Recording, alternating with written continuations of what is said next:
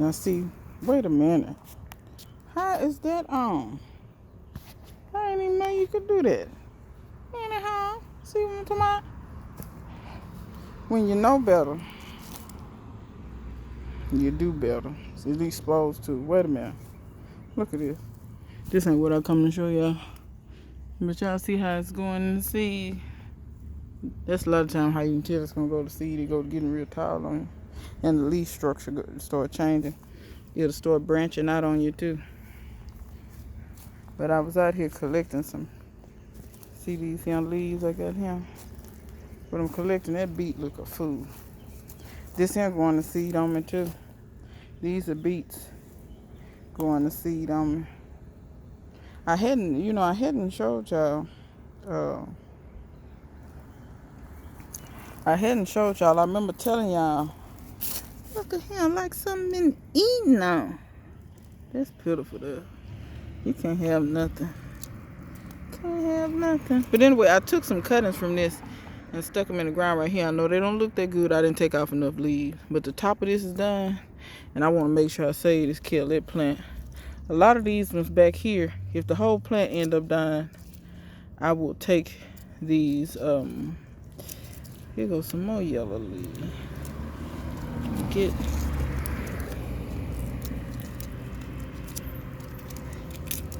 Keep your stuff picked to these yellow leaves, cause this will feed your garden. It's good fertilizer. Look up under here. See, that just fell off. Look up under there. There's 2 or 3 of them right here. Anyway, remember them little seeds I told y'all I found and threw down? Some seeds I had saved from a few years back. And some of them are already getting true leaves on them. So that's going to be that little spot filled in. But y'all see this hole here? I got some cabbage collards coming up. That's what I intend to put right there. I don't know what I intend to put right here. Don't have the slightest clue. That little weed right there, I can't stand it. That's the bane of my existence. That sucker just keep coming back. It don't matter what I do. And when you pull it, I don't know what kind of... The stuff goes so deep down into the ground. You can't hardly... You can't just get to the base of the roots. But y'all see, I'm just kind of going through. But this ain't what I'm supposed to be showing y'all. See, I done got off track already. Like I was saying, when you know better, do better. When you know better, do better. At least that's what you're supposed to do. Unless you like me and you get lazy. Don't let lazy get the best of you. Because that lazy will get you every doggone time.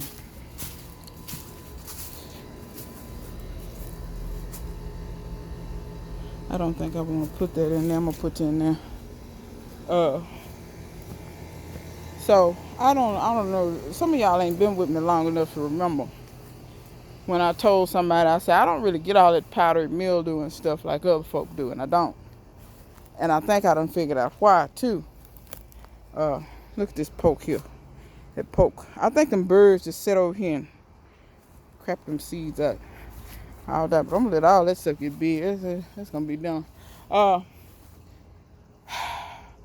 did a talk before, and I'm gonna do this again for people, and I'm gonna try to explain to people. Okay, on the human body, I'm gonna let y'all look at these plants while I talk. On the human body, on your skin, I don't care how clean you are. I don't care how much of a germaphobe you claim you are. Whatever. It don't matter whatever category you fall in. Your skin has microbes on it. Bacteria, mites, little things like that. Things you can't see with the naked eye. Could you see them up under a microscope? Definitely. But you can't see them with the naked eye. And while we have class time, I'm gonna snack. So, all that being said, you have good microbes and you have bad microbes on your skin. And the good microbes, you want to know what they do? Generally, They kill the bad stuff. So that's why you'll notice in people who there are people who have OCD about like hand washing, bathing. I mean, like excessively. They'll wash their hands repetitively. They could have just got through washing them 10 seconds ago. They're gonna wash them again. The reason why that's bad for them, and it actually makes them ill a lot of time, is because they're washing so much. They're washing off the good biome, which is the good microbiology on their skin. And the good microbiology helps protect you, because nobody's going to wash their hands every 2 seconds. A lot of people generally don't really understand that. I have a concept for that. It's just like in your gut. You have some good bacteria that help you digest. Bacteria and stuff like that helps you digest your food. That's why they have probiotics and things like that. Those good bacteria that help you. So all bacteria is not bad. Some of them are needed, and they are indeed essential to life. It's no different for plants, people. So when you look at these plants, you may just, with the naked eye, think, oh, it's just a plant. It's just green. It's not. It has good and bad bacteria, biome, whatever you want to call it, on the plant. It's just you can't see it. So a lot of times the good guys are in here. There it is. Are in here fighting off the bad ones. Now, why am I bringing this up, and why am I saying I made a mistake? I mentioned something in a video. I don't know if I posted it yet, but if I haven't posted it, just you'll know what I'm talking about. I said that these peas were getting old and they were starting to get powdery mildew. But I went in the house and I thought about something. And I said, no, idiot, that's not because the plants are getting old and weak. That's stupid. Mosquito kill you. I've been lazy back over here.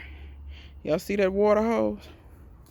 I've been lazy over here, and I've been watering with city water over here. Instead of, because I have not finished hooking up my hoses to my rain barrels. Y'all, like, I got projects on top of projects on top of projects.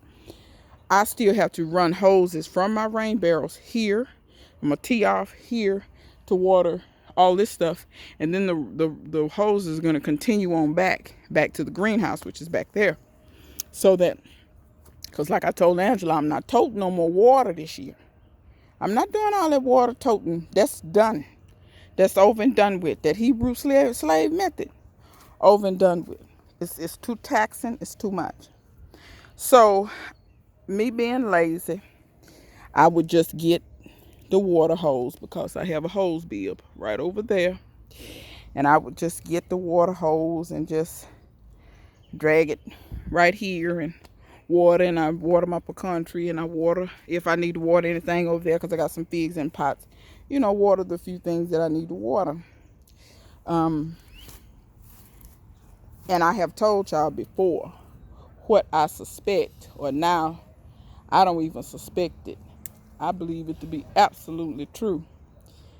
City water is what is causing a lot of the powdery mildew that people are seeing and or getting. I'm just ripping that whole limb can off. Anyway.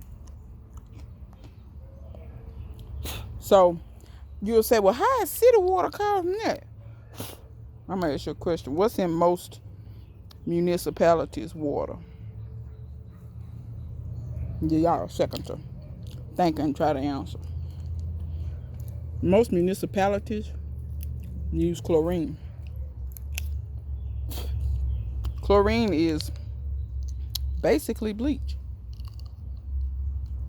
More or less, in layman's term, it's bleach. And what does bleach do? Bleach kills everything. Good, bad, and indifferent. But the reason that they do that is to try to protect the population from anything potentially that may be in the pipes. As far as microbiology type thing. Like if you got some bacteria in the pipes or whatever, your water got chlorine in it, when it run through the pipes, it'll kill everything. And that's the way that thought process works. However, I often notice so many people was getting powdery mildew and didn't really understand why. And the vast majority of those people, they were like, oh, well, it rains so much here. And sometimes that is the case. Or it's diseases in the soil. I hear a million people saying that. Look at this. That's growing all on the ground. Y'all know my stuff grow all on the ground. If you think I'm lying, go back and look. I don't get a lot of disease, y'all. I don't get a lot of disease. I don't think a lot of that disease is coming from your dirt either. And I'm going to break down and explain that right quick. Am I saying that the ground has no bacteria or microbes at all? No, not saying that. It definitely does. However, I think the good ones override the bad ones. Because a lot of the bad bacteria, a lot of people don't understand, bad bacteria likes wet, moist, dark conditions. Like when the molds that can kill you grow, where they usually grow, where it's moist, it's dark, it's dank, it's, you know what I mean? Bad bacteria is kind of the same way. When you out here in nature, there's sun, it's dry right now. Does it rain? Yeah, but generally that dries up. It doesn't stay dark and all this. Just like if you study sewage treatment plants. You want to know some of the main stuff they use to purify that wastewater, to turn it back into water, regular water that's not wastewater? They use UV light. That's basically sunlight. They also use concentrated UV light, but they use sunlight, UV light. They use air, because bad bacteria don't really like to be aerated. Air usually will dry them out and kill them. Those are the two of the main things that they use. They also use chlorine as well, for obvious reasons, like we just said a while ago. So understand that some of the easiest ways that you can kill bacteria is very simple ways. The good and the bad. But you want the good bacteria on there, because in my opinion, every time I use city water too much, I start getting this mildew. Watch, and this is what I'm going to do for y'all. I'm going to stop using the city water. I'm only going to water this with rainwater henceforth. And I'm going to see do that clear up. And notice it's not all over all of it. It's usually on there, because I water like right in there toward the bottom. I water right in there toward the bottom. So that's where most of the powdery mildew is. You'll notice up here there is none. But if you look down here, you'll start seeing it. Start seeing the white. You see it? It's down where I aim the water at. If that plant was in fact completely diseased, it would be all the way to the top. You see what I'm saying? I'm going to try to find another spot where I see it. I don't really see a whole lot over here. I see a little bit on those leaves. Just a little bit. But I usually water right in there where it's already dead. You can kind of see the water down here. That's how I usually water. It hasn't been long since I watered. So you see up here, it's not wet. So yeah, like I said, I did a talk on this before, and this is why I often warn against watering with city water. However, you got to do what you got to do sometimes, and I totally understand that. So if you cannot water with rainwater, I completely get it. Here's a workaround if you can do this, but I know that this isn't always feasible either. Depends on your garden, depends on your setup, depends on the size of your garden. If you can take city water and run it into a container, let it sit. Depends on how big the container is, but you're safe if you let it sit overnight. All of that chlorine naturally wants to be in a gaseous state. It doesn't want to be in a liquid state. If you take a glass of water, fill it with tap water, and sit it on the counter, and you see bubbles bubbling out of it, that's the chlorine coming out of it. Because the chlorine wants to be in a gaseous state. That's how it's most stable. It's not really stable in a liquid state. Water is more stable in a liquid state. That's why you have to use energy, i.e. electricity or whatever, to freeze it. Or you have to use energy, electricity, gas, whatever, to boil it to get it to turn into a vapor. It is the most stable liquid. So just to kind of give y'all, I know some of y'all be like, ooh, this science, I can't hardly take it. I'm about to pass out. It's okay. But yeah, I just wanted to tell y'all that and give y'all a fair warning. But yeah, if you have to water with city water, if you can, put it in a container, let your container sit. If it's a smaller container, like a gallon, you can let it sit a couple of hours. All the chlorine will be out of it. But yeah, when you know better, do better. And try not to be lazy like me and try to sneak and water your stuff with city water when you know, especially when it's coming straight out the hose and you know you're not letting it sit. Because when I run out of water, believe it or not, when I run out of rain barrel water, when my barrels are empty, I do fill those with city water, let them sit, and I do use that water after I let it sit. Because in the middle of the summer, we hit a drought point to where we really don't get enough rain, and I use roughly 100 gallons for my garden on a daily basis. So I need them gallons, if you get what I'm saying. So yeah, I just want to come out here and give y'all that little bit of information. Watch your city water if you can. If you can't, just know that you may have more instances of powdery mildew. And what you can do is this mildew is a fungus. So what you can do is you may have to use more copper fungicide. That's really the only way I know to kind of mitigate it. I don't really know too many other ways. Oh, you know what I was using before with powdery mildew? And this is when I had it really bad. And I'm going to be honest, it's going to be worse from city to city, because when I was living one city over, it was much worse than the water that we have here. So I think they were putting more chlorine in it, which they caught them several times. The water coming out the pipes was not right. So they would just put more and more chlorine. Like when they do tests for water, and y'all, I know a lot of this stuff because when I was in college, my school got an EPA grant, and I worked on the grant, and that was what we did, was water quality testing. We did it for, I want to say like a year. So that's how I know a lot of this stuff. That's how I know how they treat water, how you know, what the levels are technically supposed to be. Everywhere is different. But anyway, when you test water, there's only supposed to be so many parts per million of different things in the water, including like bacteria. When it's over, they usually just pump it full of more chlorine, hoping they can kill everything. It usually doesn't work. You usually have to actually go to the source and find out what's causing that to actually remedy it. But yeah, so I ain't gonna bore y'all. I've been talking for 20 minutes about this, but just to basically say, y'all watch that city water, and I'm gonna keep y'all updated. Like I said, I'm not gonna use city water no more. I'm not gonna treat this. I'm not gonna put any copper fungicide. I'm not gonna put anything on it. And I just want to show y'all. I'm gonna go back and show y'all. See all that white? Y'all see it? And I know y'all see that water on there. Like I said, it ain't been long since I watered. So that's why. And I water, like I said, when I water these, I water them kind of down low, kind of close to the soil. So you know what I'm saying? And also know that some plants will succumb to that more than others. I have noticed like plants with these leaves that are a little tougher, like beans, they don't care. Longevity spinach, don't care. It's your squashes, your melons, your peas, like if you feel the leaves, you'll get what I'm saying. The leaves are, well, not necessarily with melons, but these peas leaves feel they feel different. They feel more gentle, more, you know, they're a lot more tender than the bean leaves. Like I said, certain plants that kind of, you know, want to get this powdery mildew more than others. Because I've been watering my beans the same way. I've been getting water all over them, but beans have never done powdery mildew on me. But I have had it with squash, cucumbers, and let me check these cucumbers that's down in here, because I've been getting water on them.